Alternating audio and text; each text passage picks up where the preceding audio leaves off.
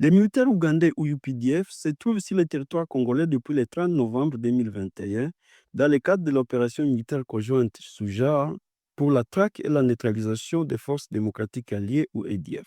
Cette opération militaire est censée couvrir les zones où sévissent les rebelles, dont les territoires de Beni, Irumu, Mambasa et une partie du territoire de Lubero. Mais depuis le début de l'année, l'armée ougandaise a étendu sa zone d'opération au-delà de ce qui est nécessaire pour traquer les ADF. Pourquoi les UPDF mènent-ils cette expansion?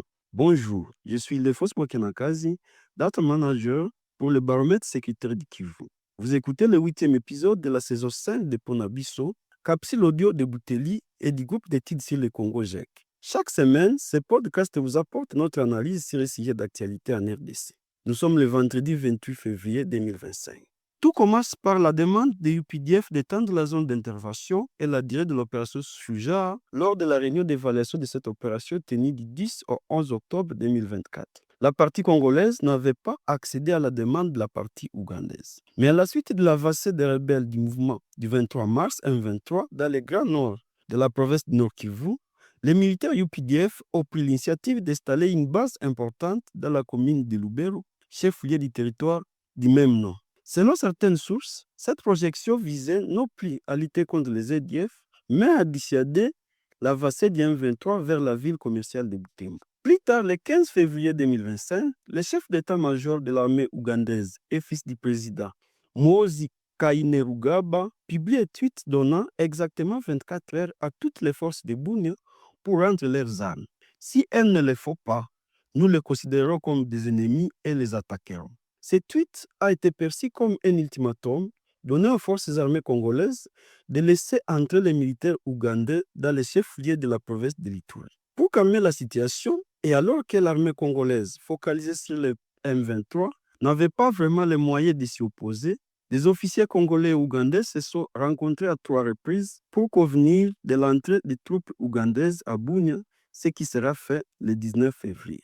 Le porte-parole de l'armée ougandaise a justifié cette avancée par la volonté de protéger la population congolaise contre tout groupe armé qui commet des atrocités contre elle. Ces propos ont tacitement fait référence à l'incident du 12 février au cours duquel des civils ont été tués par d'autres rebelles, ceux de la Codeco au village de Djaïba.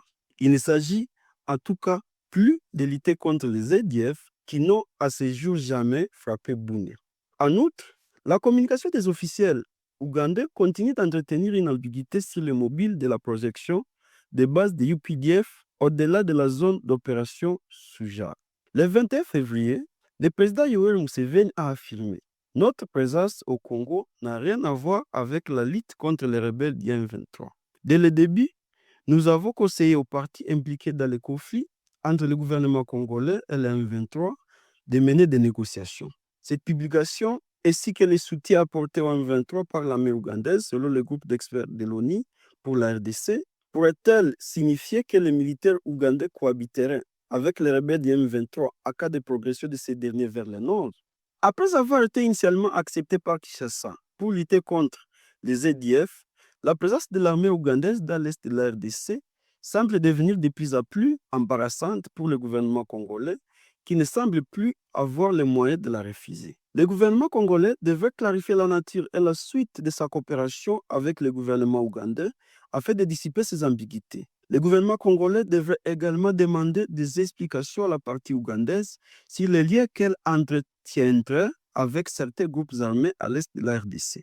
En attendant, vous pouvez rejoindre notre fil WhatsApp en envoyant GEC ou Ebouteli au plus 243 894 110 542 pour recevoir Ponabiso chaque vendredi sur votre téléphone.